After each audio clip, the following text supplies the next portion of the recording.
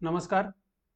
नगर परिषद भरती 2023 याचा अभ्यास करत असताना आपण मागे एक व्हिडिओ बघितलाय.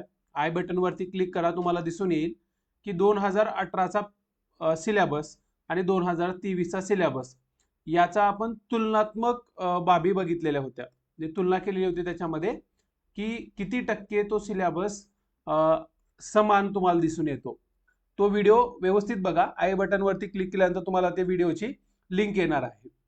तर त्याच्यावरनं त्या व्हिडिओच्या वरनं आपण अभ्यास करून तुम्हाला त्याच्यात सांगितलेलं होतं की मग त्याच्यासाठीच आपण काय केलं, कर निर्धारण मुख्य 2018ला जो पेपर झालेला होता त्याच्याकडे आपल्याला 2 शिफ्टचे पेपर आपल्याकडे उपलब्ध आहेत.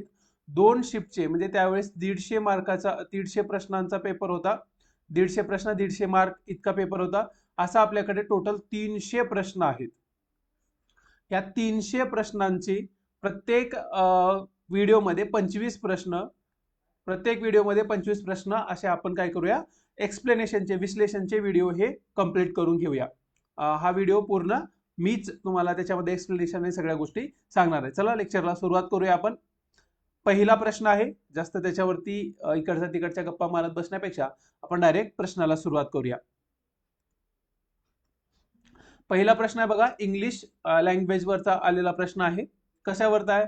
Choose the among the 4 options the one which best explain the idiom of the in the meaning of statement. म्हणजे आपल्याला काय विचारलंय त्यानं? इडियम विचारलेला आहे. They had such a argument that we thought they would come to blows. म्हणजे come to blow underline सुद्धा केलेला आहे. इडियम विचारलंय. वाक्य न वाचता सुद्धा तुम्ही उत्तर देऊ शकता जर तुम्हाला कम टू ब्लो चा अर्थ माहित असेल तर. लिव्ह इन द रूम, त्याच्यानंतर laugh it off, hit each other, wear out. तर ह्याचं पुस्तकात सगळ्या पुस्तकात येणार आहे. नॉर्मल तुम्ही जिकडे इडियम वाचता, इडियम फ्रेजेस वाचता त्याच्यामध्ये येणार आहे. कम टू ब्लोचा अर्थ होतो hit each other. Hit each other त्याचा आणखी काय काय अर्थ येतात पुस्तकामध्ये. दुसरा आणखी एक अर्थ येतो तो म्हणजे टू बिगिन फाइटिंग. फाईट करायला सुरुवात करणं किंवा सुरुवात करणं. हिटिंग इच अदर म्हणजे दोघांमध्ये एकमेकांमध्ये मारायला भांडायला सुरुवात करणं. हे त्याच्यामध्ये काय आहे याचा अर्थ होतो. Come to blows. म्हणजे असे जे इडियम्स आहेत त्या थोड्या थोड्या पाठ करायला सुरुवात करायची आहे तुम्हाला. म्हणजे 2018च्या पेपरमध्ये मेन्सला 20 प्रश्न हे इंग्लिश वरती, त्याच्यानंतर 30 प्रश्न हे मराठीवरती आणि मग 100 प्रश्नांचं सामान्य ज्ञान असं त्यांनी काय दिला होता, सिलेबस दिलेला होता. मग मराठी इंग्लिश इथे तुम्हाला प्रश्न येतच आहेत. बघा पहिले एक प्रश्न कशावरती आलाय, होकॅब वरती तुम्ही विचार करू शकता. एडीएम वरती आलेला आहे. एडीएम वाचत चला. आता बघ हे कंटिन्यू ही ऍड प्रत्येक पेज वरती दिसेल. कारण काय केलेलं आहे, जो दुसरा प्रश्न आहे तो एकाच स्लाइड वरती दिसतोय आणि मग तो प्रश्न झाकण्यासाठी आपण ही आपली जी ऍडव्हर्टाईजची फोटो आहे ती ऍड करून ठेवलेली आहे. ओके, आता बघा दुसरा प्रश्न मराठीचा आहे. खाली दिलेल्या पर्यायातून शुद्ध लेखन म्हणजे शुद्ध लिहिलेला शब्द ओळखा असं त्याला विचारायचं आहे. तर मराठी मधला शब्द दृढ निर्धार हे त्याचं काय आहे? दृढ निर्धार हा शब्द आहे. तो तुम्हाला 4 ऑप्शन पैकी बरोबर कोणता आहे? तुम्ही दृढ निर्धार आलेला बसेल तर लगेच बघून घ्यायचं, लिहून आपण स्वतः लिहायचं. दृढ निर्धार मी कसा लिहेल? लिहिल्यानंतर आपल्याला म्हणजे स्वतः जर लिहित असेल तर अगोदर शुद्ध लेखनाचा शब्द आला की एकच गोष्ट लक्षात ठेवायचं की सगळे पर्यायामध्ये बघायचे की दृढ निर्धार हा शब्द विचारलेला आहे. म्हणजे आपला शब्द कळाला, तो स्वतः लिहायचा खाली दिलेल्या पेजवरती आणि आपण लिहिलेला शब्द कोणत्या ऑप्शन मध्ये तो बघायचा आणि थोडेफार वेलांटी उकार मध्ये बाबा जवळ जाणारा शब्द दिसून येतो. मग आपण लिहून काढलं दृढ निर्धार, तर इथं तुम्हाला कुठे दिसून येते? दृढ निर्धार हा एक मध्येच आहे आपण लिहिलेल्या शब्दाच्या समान. इथं द ला दुसरी वेलांटी उकार केलेला आहे आणि नीला धर दृढ निर्धार केलंय, दृढ निर्धार असं याच्यामध्ये त्यांनी चुकवलेले आहेत. हे ब, क आणि ड तिन्ही ऑप्शन चुकीचे आहेत. दृढ निर्धार दिसून येतो. आता बघा तुम्हाला शुद्ध लेखनाचे शब्द सुद्धा बघत राहायचे आहे. कोणतंही होकॅबचं पुस्तक घ्या मराठीचं शब्दसंग्रहाचं, त्याच्यामध्ये असणारे जे शब्द असतात तेच येतात. विशेषतः मोराव वाळंबे सरांचं जुनं थोडं म्हणजे 55च्या अगोदरची एडिशनचा शब्दसंग्रह जर तुमच्याकडे असेल तर तो वाचायला सुरुवात करा, तोच वाचा आणि त्याच्यामध्येच प्रश्न सुद्धा बघायचे. आता पुढचं बघा, इंग्लिशचा प्रश्न आहे नियरेस्ट इन मिनिंग, त्याला काय विचार, समानार्थी शब्द विचारायचे. वर्ड किंवा फ्रेजेसची काय करायचंय तुम्हाला, जवळची मिनिंग सांगायचं आहे. मिस्टिफाईंग, मिस्टिफाईंग, आता बघा याच्यामध्ये मिस्टेरियस, स्पेशल, वॉटरी, सायंटिफिक. तर मिस्टिफाईंगचा अर्थ होतो रहस्यमय, मराठीत त्याचा अर्थ काय, रहस्य, गूढ काहीतरी लपलेलं आहे. तर याचा जवळचा अर्थ मिस्टिफाईंगचा मिस्टेरियस, मिस्टेरियस ज्याची तुम्हाला रहस्य आहे, त्याच्यामध्ये काहीतरी रहस्य दडलेलं आहे असं एखादं ठिकाण असेल तर त्याला आपण मिस्टिफाईंग किंवा मिस्टेरियस म्हणतो. स्पेशल, वॉटरी आणि सायंटिफिक हे येणार नाहीत. म्हणजे तुम्ही सिनोनिम, अँटोनिम याच्यामध्ये म्हणजे नियरेस्ट मिनिंग, समानार्थी शब्दाच्या जोड्या वाचायला सुरुवात करा. थोडे अवघड असणारे शब्द, लेंदी वगैरे असतात ना, ते शब्द अगोदर वाचायचे, त्याच्या जवळ मिनिंग काय येतो. विशेषतः समानार्थी शब्द करत असताना त्याची मराठी मिनिंग लक्षात ठेवायचा, मराठी मिनिंग लक्षात ठेवण्याचा प्रयत्न करायचा. त्याच्यानंतर 4 नंबरचा प्रश्न हा पॉलिटीवरचा आहे. भारतीय संविधानाचे मुख्य आर्किटेक्ट डॅश डॅश होते. The chief architect of the Indian constitution वाच. प्रश्न ऑप्शन वाचून द्या. Doctor B R Ambedkar. लगेच टिक करायचं नाही प्रश्नपत्रिकेमध्ये, 4 ऑप्शन व्यवस्थित वाचायचं. न्यायमूर्ती रानडे तेव्हा जिवंतच नव्हते. दादाभाई नौरोजी तेव्हा जिवंतच नव्हते. बाळ गंगाधर टिळक तेव्हा जिवंतच नव्हते. म्हणजे रानडे 1901 ला वारले, दादाभाई नौरोजी 1915 ला, त्याच्यानंतर बाळ गंगाधर टिळक 1920. थोडे यांची डेट चेक करून घ्या, यांची डेट चेक करून घ्या. 10च्या दरम्यान त्यांचं निधन आहे. म्हणजे 1947च्या अगोदर हे 1947 ला आपल्या संविधानाचा कार्यक्रम कधीचा आहे, 1947. 46 ला पहिली बैठक झाली, 47-48 आपण केलं, 49 ला तयार झालं सगळं, 26 जानेवारी 1949 ला. आणि 26 नोव्हेंबर 1949 ला काय केलं आपण,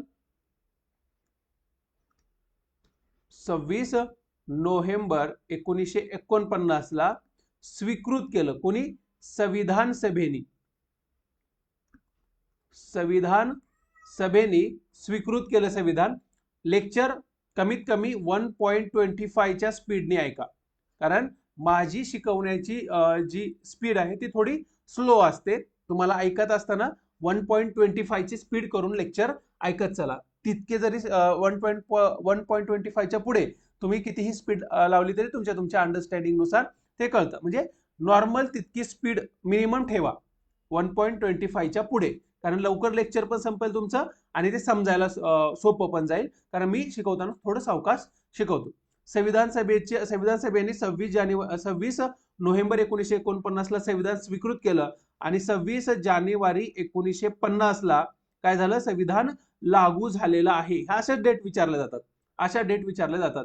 मग संविधानाचे आर्किटेक्चर कोण आहेत, संविधानाचे आर्किटेक्चर कोण आहेत, संविधानाचे आर्किटेक्चर पहिला ऑप्शन बरोबर आहे डॉक्टर बी आर आंबेडकर. कारण हे तिन्ही जे ऑप्शन होते ते ऑप्शन आपण काय म्हणलं, ते ऑप्शन डिलीट करायचे आहेत, कारण ते लोक त्यावेळेस जिवंतच नव्हते. आता बघा संविधान सभेबद्दल आणखी काय काय पाठ करून ठेवलं, डायरेक्ट येणारे प्रश्न. संविधान सभेचे अध्यक्ष डॉक्टर राजेंद्र प्रसाद, उपाध्यक्ष एच सी मुखर्जी. यांची म्हणजे अध्यक्षांची नियुक्ती जर बघितलं तर 11 नोव्हेंबरला झालेली होती 1946, 11 डिसेंबर 1946. त्याच्यानंतर हे डेट पाठ करून ठेवा. तशा मुख्य लेखक VSR अय्यंगार काहीतरी आहेत, ते व्यवस्थित बघून घ्या. संविधान सभेचं चिन्ह जे होतं, चिन्ह काय होतं, संविधान सभेचं चिन्ह हत्ती होतं. एवढं संविधान सभेबद्दल या प्रश्नाच्या अनुषंगाने आपण अभ्यासलं पाहिजे. त्यानंतर पुढचा प्रश्न बघा, मराठा साम्राज्यावरती विचारलेला आहे. म्हणजे मराठा साम्राज्य, इतिहासाचा प्रश्न आहे.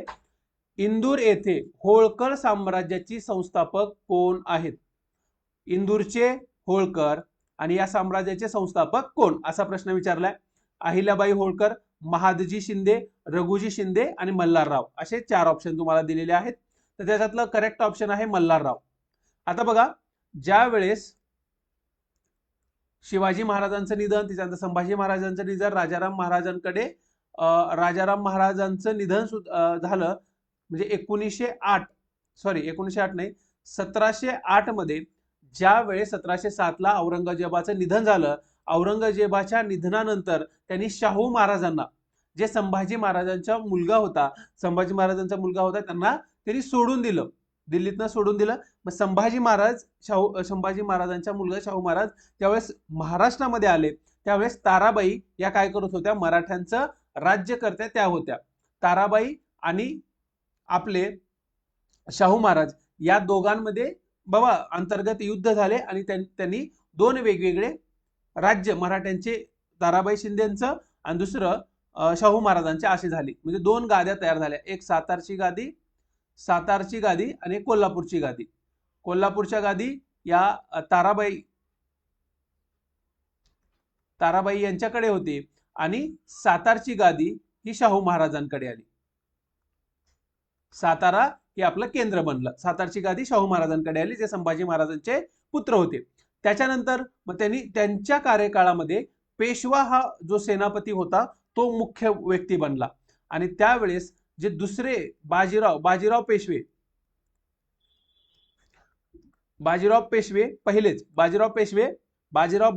पेशवे म्हणजे पहिले बाजीराव पेशवे, जे मस्तानीचा आपण पिक्चर बघितलेला त्याच्यातले, त्यांनी आपण फक्त महाराष्ट्रामध्येच न राहता पूर्ण दिल्लीपर्यंत आपण गेलं पाहिजे, आपले लोक दिल्लीपर्यंत गेलं पाहिजे, त्याच्यासाठी त्यांनी मराठा कॉन्स्पिरसीची स्थापना केली.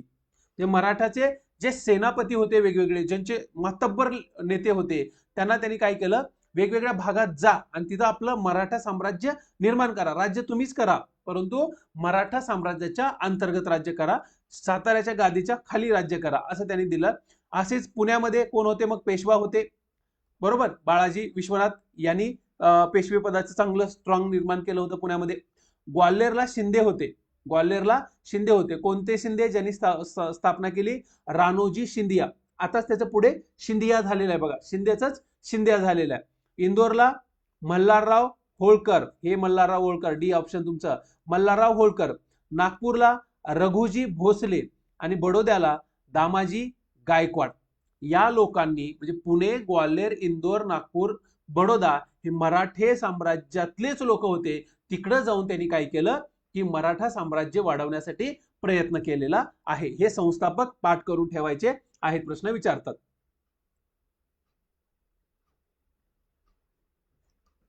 त्याच्या खाली आता एक प्रश्न आहे, ही थोडं ॲनिमेशन आलं नाही वाटतं त्याच्यावरती. प्रश्न आहे याच्यावरती बघा,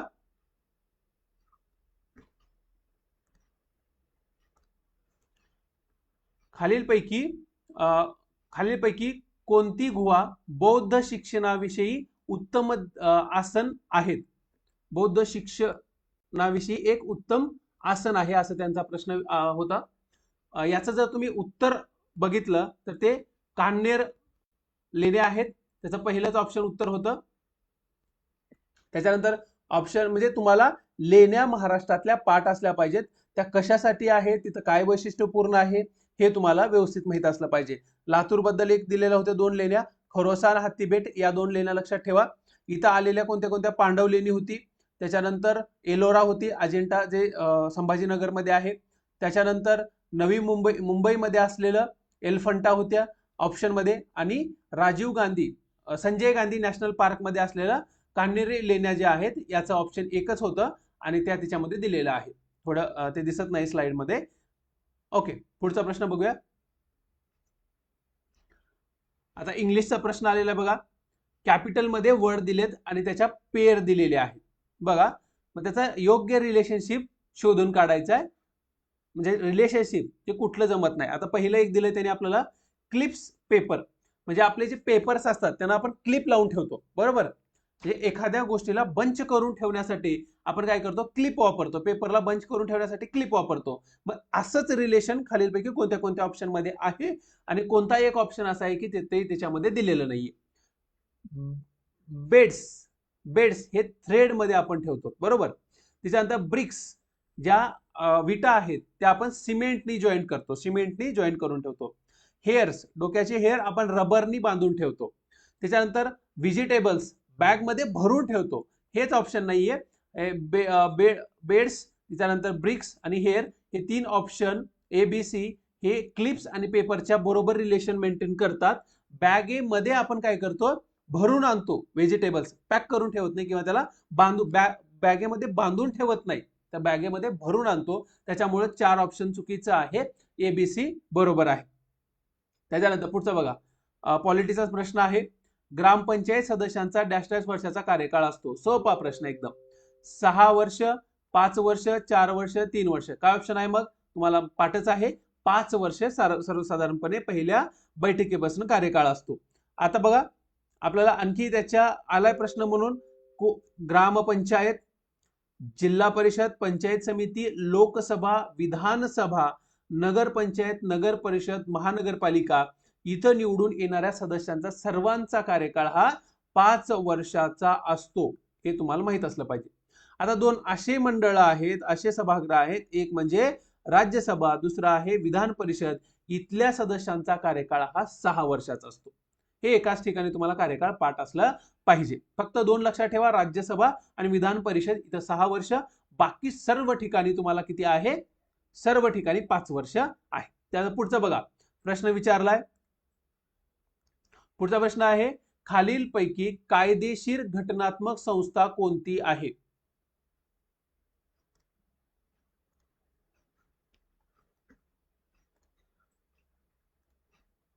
खालीलपैकी कायदेशीर घटनात्मक संस्था म्हणजे प्रश्न काय विचारलाय? कॉन्स्टिट्यूशनल बॉडी कोणती विचारलाय तुम्हाला? संवैधानिक बॉडी विचारलेली आहे. पहिला ऑप्शन आहे अल्पसंख्याक राष्ट्रीय आयोग, भारतीय दूरसंचार नियामक प्राधिकरण, केंद्रीय दक्षता आयोग, भारतीय वित्त आयोग. 2 या बाबी आपण इथं डिस्कस करूया. पहिलं म्हणजे घटनात्मक आयोग.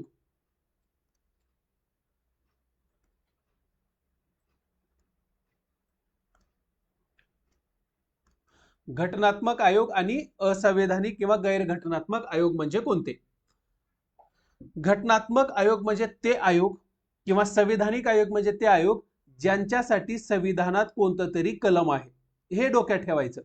संविधानामध्ये कलम आहे आणि त्या कलमाचा वापर करून एखादी संस्था स्थापन केलेली असेल तर ती झाली घटनात्मक. आणि गैरघटनात्मक किंवा असंवैधानिक म्हणजे काय? यांच्यासाठी संविधानामध्ये कोणतीही तरतूद केलेली नाही. आता बघा, अल्पसंख्याक आयोग याच्यासाठी कायदा आहे, अल्पसंख्याक ऍक्ट 1992 चा. या कायद्यानुसार 2014 पर्यंत 5 अल्पसंख्याक होते, 2014 ला 6वा ऍड करण्यात आलेला आहे. भारतामध्ये किती अल्पसंख्याक आहेत मग? मुस्लिम, शीख, ख्रिश्चन 3 झाले, फारसी, जैन आणि बौद्ध. हे जे लोक आहेत यांचा समावेश आपण कशामध्ये केलेला आहे? मुस्लिम, शीख, ख्रिश्चन, फारसी, जैन आणि बौद्ध यांचा अल्पसंख्याकाच्या गटामध्ये समावेश करण्यात आलाय. जैन सगळ्या शेवटी 2014 मध्ये ऍड करण्यात आलेले अल्पसंख्याक जमात आहे. ओके, हे 6 आहेत. यांच्यासाठी संविधानामध्ये कोणत्या तरतुदी आहेत, कोणते कलम, कोणते कायदे, कोणते नियम यांच्यासाठी आहेत, कोणती योजना आहेत, त्या व्यवस्थित त्यांच्यापर्यंत पोहोचतात का, त्यांचं संरक्षण होते का, याच्यासाठी आयोग स्थापन केलाय. मग हा कायदेशीर आयोग आहे, त्याच्यामुळं हा संवैधानिक येणार नाही. पहिलं ऑप्शन गेलं. भारतीय दूरसंचार आयोग म्हणजे ट्राय आहे याचं नाव. हा ट्राय काय करतो? आपले जे टेलिकॉम कंपन्या आहेत त्यांच्यावरती रेग्युलेशन करण्याचं काम करतो. याची पण स्थापना कायद्याने केलेली आहे. केंद्रीय दक्षता आयोग हा सुद्धा कायद्याने केलेला आहे. 1964 ला स्थापन करण्यात आलेली होती आणि 1964 ला तो फक्त एक GR काढून स्थापन करण्यात आलं होतं, परंतु 2003 मध्ये त्याच्यासाठी एक कायदा करण्यात आला, केंद्रीय दक्षता आयोग 2003. याचा जे प्रमुख असतात त्यांचा कार्यकाळ हा 4 वर्षाचा असतो. हे एक लक्षात ठेवा, ते खूप वेळेस परीक्षेला येतं. केंद्रीय दक्षता आयोग हा सुद्धा कायदेशीर आहे. भारतीय वित्त आयोग, फायनान्स कमिशन वित्त आयोग, कलम किती आहे? 280. म्हणून उत्तर काय येणार मग तुमचं? उत्तर डी येणार आहे. बघा, घटनात्मक आयोग कोणते कोणते आहेत जे आपल्याला अभ्यासले गेले पाहिजेत. पहिला आहे कलम 148 नुसार CAG, attorney general of India, advocate general of India, supreme court, high court, national commission for scheduled caste, national commission for scheduled tribe, national commission for other backward classes. 338, 338 A, 338 B याच्यानुसार हे स्थापन झालेले आहेत. Election commission 324, UPSC, MPSC, त्याच्यानंतर finance commission 280, national GST council 279, म्हणजे हे वेगवेगळे कलम जे आहेत त्या कलमांनुसार आपल्याला काय केलेले आहेत, संस्था स्थापन केलेल्या आहेत. आता असंवैधानिक मध्ये नियोजन आयोग, नॅशनल डेव्हलपमेंट काउन्सिल, महिला बाल विकास आयोग, मानवी हक्क आयोग, माहितीचा अधिकार आयोग, त्याच्यानंतर अल्पसंख्याकांचा आयोग, असे भरपूर आयोग आहेत. यांची स्थापना कायदा करून केलेली आहे. चला पुढचा प्रश्न विचारलाय बघा, त्यावेळेस साहित्य अकादमी पुरस्कार, म्हणजे ज्यावेळेस परीक्षा झाली त्यावेळेस विचारलेला त्या वर्षीचा 2018चा साहित्य अकादमी पुरस्कार धर्मशास्त्र डॅश डॅश धर्मशास्त्र इतिहासाचे लेखक आणि साहित्य अकादमी पुरस्कार प्राप्त करणारे लेखक कोण? Doctor P V. Kane, doctor R G. Bhandarkar, doctor S B. Joshi, R C. Majumdar. तर हे डॉक्टर पी.व्ही. केन हे त्याच्यामध्ये आहे. साहित्य अकादमी 2000 साहित्य अकादमी ही कधी सुरू झालेली आहे? 1954 पासून केंद्र सरकार मार्फत दिली जाते साहित्य अकादमी पुरस्कार 1954 पासून. 2022 चा पुरस्कार मराठी भाषेतली कादंबरी प्रवीण बांदेकर यांच्या उजव्या सोंडेच्या बाहुल्या याच्यासाठी दिलेला आहे. ते तुम्हाला पाठ असलं पाहिजे. त्याच्यानंतर पुढचं बघा, मराठीवरती प्रश्न आहे. मराठीचा प्रश्न, संधीवरती संधी करा. उष्य काल याची काय संधी होईल, म्हणजे त्याचा विग्रह काय होईल, हे तुम्हाला विग्रह विचारलेला आहे. संधी दिलेली आहे, आता विग्रह विचारलेला आहे.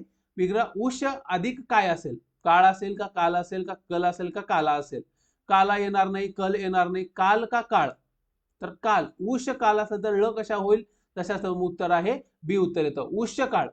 एक लक्षात ठेवा, ज्या वेळेस विसर्ग असतो, विसर्गाच्या मागे अ येतो, विसर्गाच्या मागे अ आणि विसर्गाच्या पुढे जर क ख प फ यापैकी हे 4 व्यंजन दिलेले असतील, क ख प फ, तर त्याच्यानंतर काय होतं, त्याचा संधी होताना विसर्ग कायम राहतो. उदाहरणार्थ रज अधिक कण, आता हे विसर्ग आहे, विसर्गाच्या अगोदर असलेला ज हा अ आहे त्याच्यामध्ये आणि पुढे काय आलाय, क आलाय, तर त्याच्यात जसा तसा विसर्ग राहतो. रजक कण त्याच्यात, अंधपात हे अधपात तसंच होतं. इथं उत्तर, आता बघा इथं विसर्ग आहे, विसर्गाच्या अगोदर अ आलाय, परंतु नंतर क क प फ पैकी नाहीये तर उ आहे, तर त्यावेळेस काय होतं, मग विसर्ग जातो. इथं उत्तर हे तयार होतं उदाहरण. त्याच्यानंतर पुढचा प्रश्न तुम्हाला आलेला आहे, तो म्हणजे जर राज्यसभा डॅश डॅश दिवसामध्ये रकमेच्या बिलावर कोणतीही कारवाई केली नाही तर ती मंजूर झाली असे मानले जाते. आता रकमेचं बिल म्हणजे काय हे बघा, ट्रान्सलेशन केलेलं असतं प्रश्न, त्याच्यामुळे थोडं इंग्लिश मध्ये पण बघायचं. If the Rajya Sabha does not take any action in the on the money bill for dash dash days it dim to be a past, म्हणजे मनी बिलावर राज्यसभेने किती दिवसामध्ये काहीच कृती केली नाही तर ते राज्यसभेने मंजूर केलं असं मानलं जाईल. 7 दिवस, 14 दिवस, 30 दिवस की 45 दिवस. आपण वाचलेलं आहे की राज्यसभेला किती दिवसाचं काम असतं, राज्यसभा जास्तीत जास्त 14 दिवस मनी बिल काय करत असते, धन विधेयक, मनी बिल हे काय अडवून ठेवू शकते. आता धन विधेयकाबद्दल काय काय तुम्हाला माहित पाहिजे, प्रश्न आलाय म्हणून त्याच्यासाठी. तर धन विधेयकाची व्याख्या कलम 110 मध्ये दिलेली आहे. धन विधेयकाची व्याख्या 110 मध्ये ज्याची तरतूद आहे त्यालाच धन विधेयक म्हणायचं, त्याच्या व्यतिरिक्त कोणालाच धन विधेयक म्हणायचं नाही. त्याच्यानंतर कलम 109 मध्ये धन विधेयक कसं मांडायचं, कुठं मांडायचं, त्याची प्रोसिजर कशी आहे, ही सगळी 109 कलमामध्ये दिलेली आहे. धन विधेयकाच्या मांडण्याबद्दलची पद्धती. आता धन विधेयक मांडायचं असेल तर राष्ट्रपतीची पूर्व परवानगी घेऊन मांडावी लागते. प्रथम ते लोकसभेतच मांडावं लागतं. लोकसभेने पास केला ठराव, विधेयक पास केलं, त्याच्यावरती लोकसभेचे अध्यक्ष स्वाक्षरी करतात की हे काय आहे, धन विधेयक आहे म्हणून. स्वाक्षरी केल्यानंतर मग हे विधेयक जातं राज्यसभेकडे. राज्यसभा धन विधेयकामध्ये सुधारणा सुचवू शकते, परंतु त्या सुधारणा ग्राह्य घेतल्याच पाहिजे असं अजिबात नाही, लोकसभेवर बंधनकारक नाहीयेत. आणि मॅक्झिमम 14 दिवसापर्यंत ते विधेयक स्वतःकडे ठेवू शकतात. 14 दिवसात त्यांनी काहीच कृती केली नाही तर लोकसभा काय म्हणते, राज्यसभेने तर पास केला असं समजतो आणि ते दोन्ही सभागृहांनी पास केले आहेत म्हणून राष्ट्रपतीकडे पाठवलं जातात. त्याच्यानंतर पुढचा प्रश्न विचारलाय, थोडा हा वेगळा प्रश्न आहे. उत्तर प्रदेशमध्ये जमीनदारी पद्धत नष्ट होते वेळेस जी भारतातील सर्वात महत्वाची कृषी सुधारणा समजली जाते, राज्याचे मुख्यमंत्री होते. उत्तर प्रदेश मधलं विचारलेलं आहे बघा. आता उत्तर प्रदेशमध्ये चरण सिंग आहेत, गोविंद वल्लभ पंत, चंद्रभानु गुप्ता आणि संपूर्णानंद असे 4 व्यक्ती तुम्ही बघितलेले. आता हे चंद्रभानु गुप्ता आपण कधीच ऐकले नाहीत, संपूर्णानंद कधीच ऐकलेले लोक नाहीत, तर हे 2 लोक तुम्ही ऐकलेले आहेत, चरण सिंग आणि गोविंद वल्लभ पंत. आता मग जमीन सुधारणाचा काळ जर बघितला तर स्वातंत्र्याच्या त्या दरम्यानचा म्हणजे 1950 ते 52-55 या काळात खूप जमीन सुधारणाविषयी कायदे केलेले. 1950-52च्या काळात जर मंत्री किंवा मुख्यमंत्री जर बघितला तर गोविंद वल्लभ पंत हे यूपीचे मुख्यमंत्री होते. त्याच्यानंतरचा काळ आहे 1970च्या दशकातला, तेव्हा चरण सिंग पिक्चर मध्ये येतात. चरण सिंग हे भारताचे कृषी मंत्री होते आणि ते भारताचे पीएम ऑफ इंडिया सुद्धा आहेत, म्हणजे भारताचे पंतप्रधान होते 1979-80 मध्ये, जे जनता सरकारच्या काळात. गोविंद वल्लभ पंत यांचा जर बघितला का प्रश्न आला हो, तरी आपल्याला माहित असलं पाहिजे त्यांचं जे घराणं आहे त्यांचे पूर्वज हे महाराष्ट्रातले होते. ओके, ते पहिले यूपीचे चीफ मिनिस्टर आहेत, म्हणजे उत्तर प्रदेशचे पहिले मुख्यमंत्री आहेत, भारताचे दुसरे गृहमंत्री आहेत. 1957 मध्ये त्यांना भारत रत्न पुरस्कार दिलेला आहे. राष्ट्रभाषा हिंदी असावी याच्यासाठी ते आग्रही असलेले व्यक्ती आहे. यांनी एक कुमाऊ परिषद भरवली होती.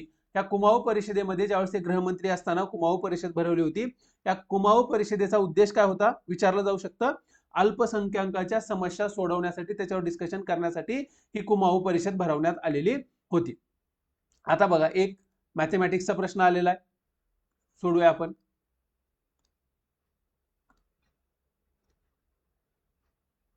चला आता बघा, एक पुरुष, जसं प्रश्न आला तसं वाचायचं सोडू जायचं. एक पुरुष दक्षिणकडे तोंड करून उभा आहे. मग कुठे उभा आहे? दक्षिणेकडे असतं.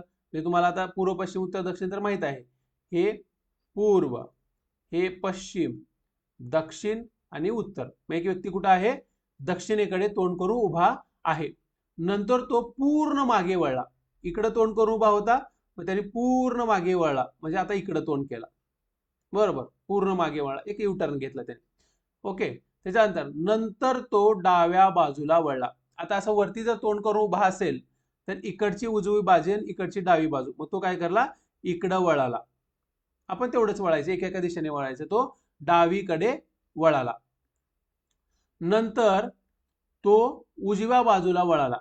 आता काय केलं त्यांनी? इकडं आला होता, आता तो इकडं आला नंतर आणि परत इथं आला, म्हणजे वरती तो उजव्या बाजूला वळला. परत तो म्हणजे नंतर उजव्या बाजूला वळला, वरती आला, नंतर आणि तो उजव्या बाजूला वळला, म्हणजे इकडं आला आणखी उजव्या बाजूला. नंतर तो पूर्ण मागे वळला आणि असं आता इकडं तोंड केलेलं होतं, डायरेक्ट इथं तोंड केलं, म्हणजे इथं आला. शेवटी तो डाव्या बाजूला वळला. आता डावी म्हणजे खालची बाजू, मग डाव्या बाजूला वळला. तर आता त्याचे तोंड कोणत्या दिशेला आहे? बघा आता सगळ्या शेवटी त्याचं तोंड कुठल्या दिशेला आहे? दक्षिण दिशेला त्याचं तोंड आहे. जसं म्हणलं तसं फक्त वळवत राहायचं आणि उत्तर काढायचं आहे. हे दिशादर्शकचे प्रश्न असेच असतात, तुम्हाला प्रॅक्टिस करतच ते सोडवावे लागतात.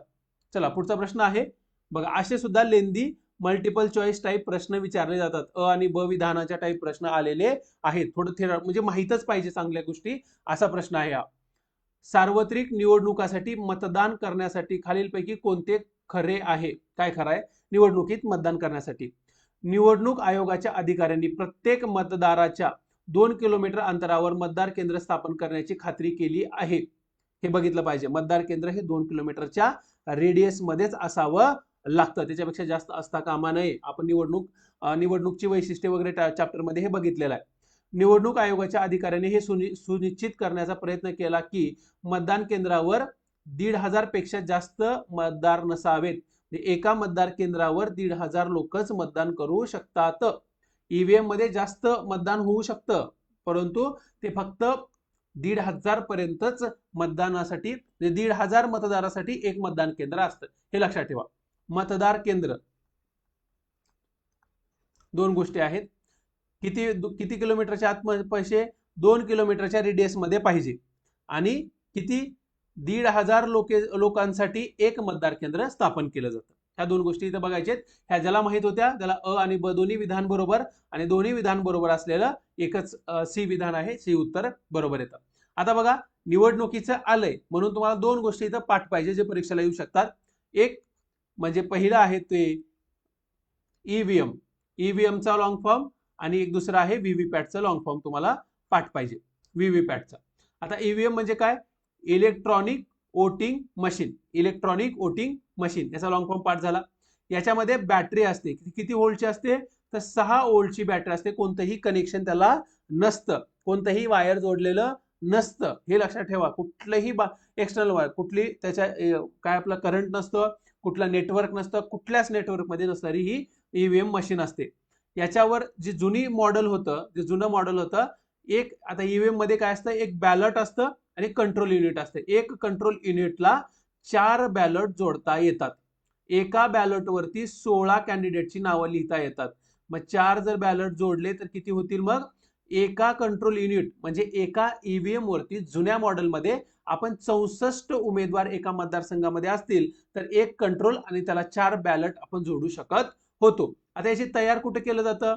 याची तयारी कोण कोण करतात? तर 2 कंपन्या करतात. एक भेल जी बंगळुरूला आहे, भारत इलेक्ट्रॉनिक लिमिटेड बंगळुरूची कंपनी, आणि electronic corporation of India limited ECIL Hyderabad, या दोनच कंपन्या ईव्हीएम ची तयार करत असतात. ओके. आता हे ईव्हीएमचं जे डिझाईन आहे ते IIT बॉम्बेचे AG राव आणि रवी पोईवा या दोघांनी तयार केलेलं आहे. हे ईव्हीएम बद्दल एवढं लक्षात ठेवा. त्याच्यानंतर ईव्हीएम मध्ये मॅक्स 2000 मतं स्टोअर होऊ शकतात, परंतु आपल्यामध्ये तेवढे करून घेत नाहीत. 1500 मतदानासाठीच ईव्हीएमचा वापर म्हणजे 1500 साठीच करत असतात. आता व्हीव्हीपॅट काय असतं? हेच ईव्हीएम ला जोडतात की आपण कोणाला मतदान केलंय त्याची आपल्याला एक स्लिप दिसत असते. आपण कोणाला मतदान केलंय त्याची आपल्याला स्लिप दिसत असते, ते मशीन म्हणजे व्हीव्हीपॅट. व्हीव्हीपॅटचं लॉंग फॉर्म काय? Voter verifiable paper audit trail. Long form पाठ करून ठेवा. आपण कोणाला मतदान केलंय हे आपल्याला 7 सेकंद त्या व्हीव्हीपॅटच्या कागदावरती दिसून येणार आहे.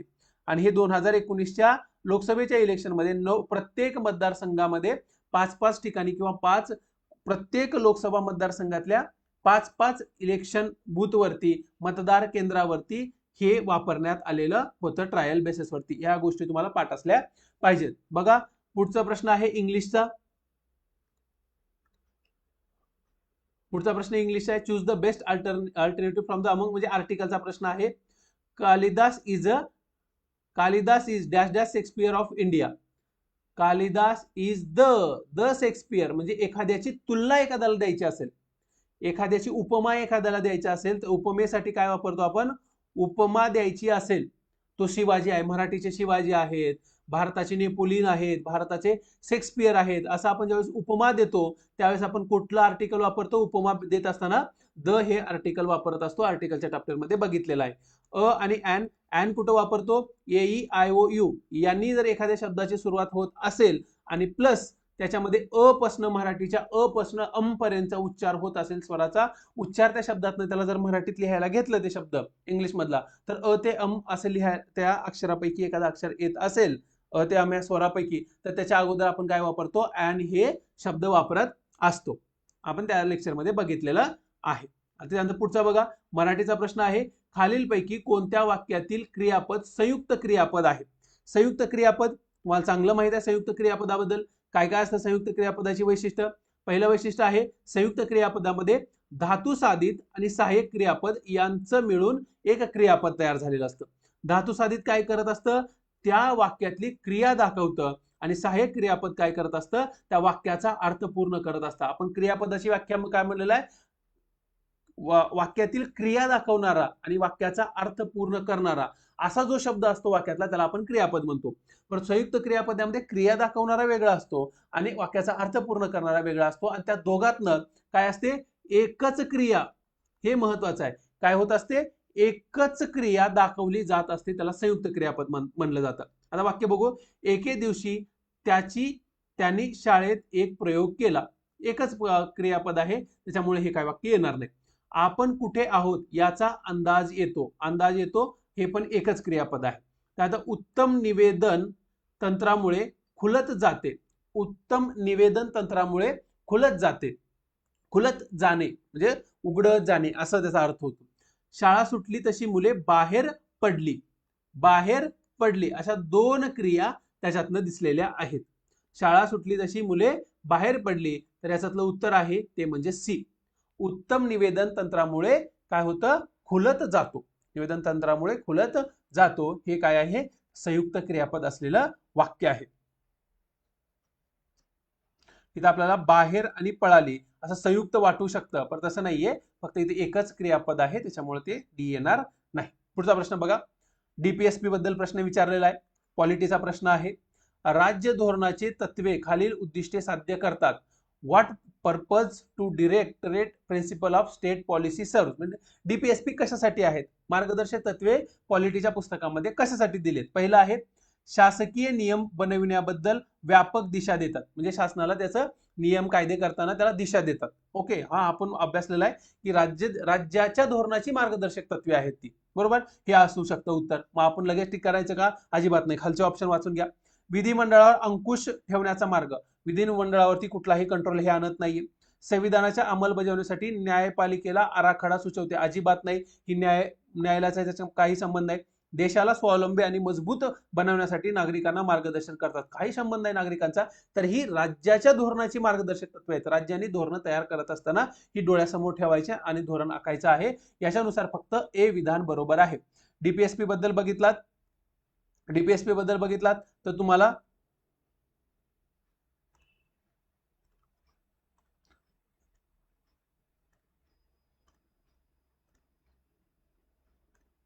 एक आहे भाग 4 मध्ये डीपीएसपी आहेत, कलम 36 ते 51 मध्ये, आणि आयर्लंडच्या घटनेनुसार आपण घेतलेली आहेत.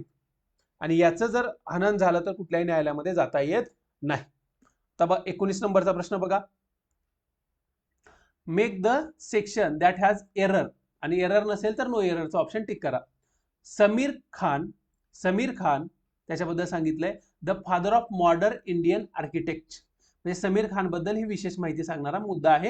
ह्याला नाही वाचलं तरी चालतं, वाक्य तसंच असतं, हे बरोबर दिले त्यानं. Sameer Khan the father of modern Indian architecture, त्याच्याबद्दल माहिती सांगितलेलं आहे. Sameer Khan designed building that had earn him an international reputation, त्याच्याबद्दल केलेलं जनरल स्टेटमेंट आहे. आणि ह्याच्यात हॅड अर्नड असं त्याच्यामध्ये दिलेलं आहे. हॅड अर्नचं वाक्य असेल तर वाक्यामध्ये सीन्स फॉर याची काहीतरी माहिती पाहिजे, ह्याचं काहीच दिलेलं नाहीये. त्याच्यामुळे हे वाक्य साध्या भूतकाळातलं वाक्य आहे, फक्त अर्नड इथं पाहिजे होतं. त्याच्यामुळे ब हे विधान जे आहे ते बी भाग आहे तो वाक्यातला तो चुकीचा आहे, त्याच्यातलं क्रियापद चुकीचं आलेलं आहे. त्याचा 20 नंबरचा प्रश्न बघा,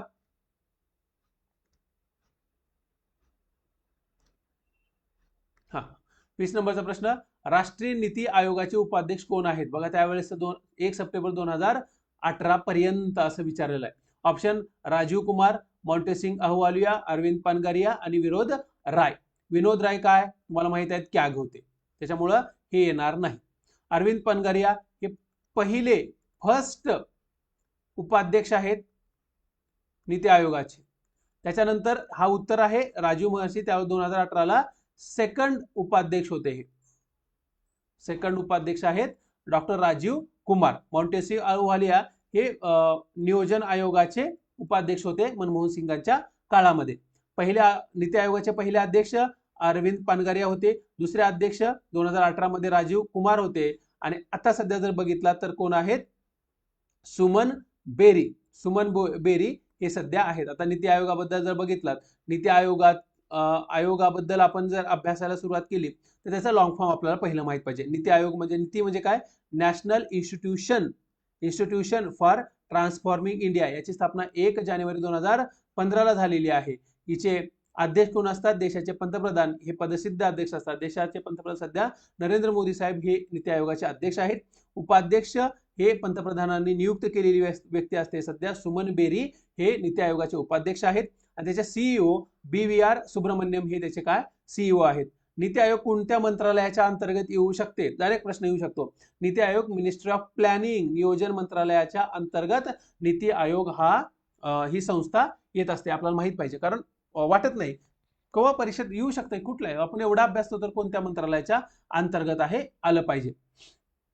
त्याचं पुढचं बघा, राज्यसभेत मंजुरी मिळाल्यानंतर मग क्षतिपूर्ती विनाकरण निधी विधेयक खालीलपैकी कोणत्या तारखेस पास केले आहे. जुलै 15, जून 16, जून 17, फेब्रुवारी 18. त्याचं उत्तर आहे जून 16. हा फंड आहे कॉम्पेन्सेटरी अफॉरेस्टेशन फंड बिल, 2016चं बिल होतं हे, 2016चं बिल आहे. याच्यामध्ये झाडं वगैरे तोडलेले आहेत, त्या झाडाचं जे नष्ट झालंय त्याच्यासाठी कॉम्पेन्सेशन फंड म्हणून केंद्र सरकारने हा फंडसाठी ऍक्ट केलेला होता, बिल केलेलं होतं आणि त्याच्यासाठी हा कायदा होता. त्याच्यानंतर पुढचा प्रश्न, मराठीचा प्रश्न विचारलाय, अपादान या कारकाची विभक्ती कोणती असते? विभक्ती तुम्हाला माहित पाहिजे, चतुर्थी, पंचमी, षष्ठी का सप्तमी. आता बा प्रथमाचा काय असतो? कर्ता, द्वितीयाचं कर्म, तृतीयाचं करण. कर्ता कर्म करण, प्रथमा द्वितीया तृतीया पाठ झाले, कर्ता कर्म करण. त्याच्यानंतर चतुर्थी संप्रदान अपादान संबंध, हे शेवटचे दुसरे तीन. चतुर्थी संप्रदान अपादान आणि संबंध, हे चतुर्थी पंचमी षष्ठी. आणि सातवा आठवा अधिकरण आणि हाक मारणे, अधिकरण हाक मारणे. आता आपल्याला विचारलं काय? अपादान. अपादान कोणतं आहे? पंचमीचं. मग पंचमी कुठे ऑप्शनला? बी. मग बी बरोबर आहे तुमचं उत्तर. विभक्तीचे कारकांची विभक्ती पाठ करून ठेवा. विभक्ती आणि त्याचा कारकार्थ प्रथमा द्वितीया तृतीया, कर्ता कर्म करण, संप्रदान अपादान संबंध आणि अधिकरण हाक मारणे. त्याच्या पुढचं बघा, इफको ह्याचा ॲक्रोनिम काय, त्याचा संक्षेपाचा विस्तार काय आहे? इफको काय तयार होतं? इफको बघा, Indian farmers fertiliser cooperative federation, Indian farmers fertiliser company, Indian food and fertiliser corporation, Indian fertiliser corporation. हे तुम्हाला इफको पाठ असले तर ती फार्मर्सची कोऑपरेटिव्ह इन्स्टिट्यूट आहे. Indian farmers fertiliser cooperative limited ही संस्था भारतातली सगळ्यात मोठी कोऑपरेटिव्ह हे आहे फर्टिलायझरची कंपनी. याचं उत्तर एक येतं. याची स्थापना जर बघितली तर 1967 मध्ये स्थापना झालेली आहे. याचं हेडक्वार्टर नवी दिल्ली येथे आहे. नवी दिल्ली येथे आहे इफको. खूप महत्वाचे आहे. युरियाच्या 16% 16 की 18% युरिया हे इफको प्रोडक्शन करत असताना इतर जे खत आहे त्याच्यात 23-24% हे एकटं इफको भारतातल्या शेतकऱ्यांना पुरवण्याचं काम करत असतं. त्यानंतर पुढचा प्रश्न बघा, भारतीय कायद्याप्रमाणे बालविवाह असा दिवस आहे ज्यात नवरा मुलगा हा डॅश डॅश वर्षापेक्षा कमी असतो. आपण महिलांचे मुलीचंच पाठ केलेलं असतं. तर बालविवाह म्हणजे काय? 18 वर्षापेक्षा लहान मुलगी, 18 वर्षापेक्षा लहान मुलगी. आणि इथे विचारलंय बालविवाह, नवरा मुलगा किती वर्षापेक्षा कमी वयाचा असला की त्याला बालविवाह म्हणायचं. ज्याचं वय 21 वर्षापेक्षा कमी असेल मुलगा, त्याचं जर लग्न ठरवण्यात आलं तर तो बालविवाह आहे. बालविवाह प्रतिबंधक कायदा 2006चा आहे. या कायद्यानुसार मुलगा हा 21 वर्षापेक्षा जास्त वयाचा पाहिजे, मुलगी ही 18 वर्षापेक्षा जास्त वयाची पाहिजे. हे कायदा आणि हे इयर पाठ करून ठेवा. त्याच्यानंतर 25वा प्रश्न, शेवटचा प्रश्न आहे, 2.222 हे अपूर्णांक रूप करा. त्या अपूर्णांकाचे रूप याच्यापैकी कुठल्या अपूर्णांकामध्ये हे तयार होईल असं आपल्याला विचारलंय. आता एक एक बघूया. 40 भागिले 14, 14 1 14, 14 2 28, उरले किती? 12. याला पॉईंट देऊन शून्य घेतलं, 120 झाले. 14 पंचान 14 सत्ते पर्यंत जातं, मग 2.7 येतं. हे काही येणार नाही. 230 भागिले 110, हे शून्य कटलं. 11 1 11, 11 2 22, एक उरलं, पॉईंट देऊन शून्य घेतला, इथं 10 झालं, इथं 100 केलं, डबल शून्य 99 वगैरे होते. 2.9 येतं, म्हणजे त्यामुळे हे सुद्धा येणार नाही. लगेच कट करून टाकायचं, पूर्ण करत जायचं नाही. आपला 2.2 पाहिजे लगेच. 80 भागिले 36, 36 1 36, 36 2 72 आणि उरले किती? 8. पॉईंट देऊन शून्य घेतलं, 36 2 72, 8 उरले, शून्य घेतलं, 36 2 72, म्हणजे 2.22 यायला लागलेलं आहे. म्हणजे आपलं उत्तर सी येणार आहे. ओके, अशा प्रकारे हे 25 प्रश्न झाले. नेक्स्ट आपण व्हिडिओ याच्यामध्ये अपलोड करूया. तुम्ही नगर परिषदेची बॅचेस आपल्या जॉईन करू शकता. कर निर्धारणची बॅच आहे, लेखा परीक्षांची बॅच आहे, ऑनलाईन टेस्ट सिरीज आहे.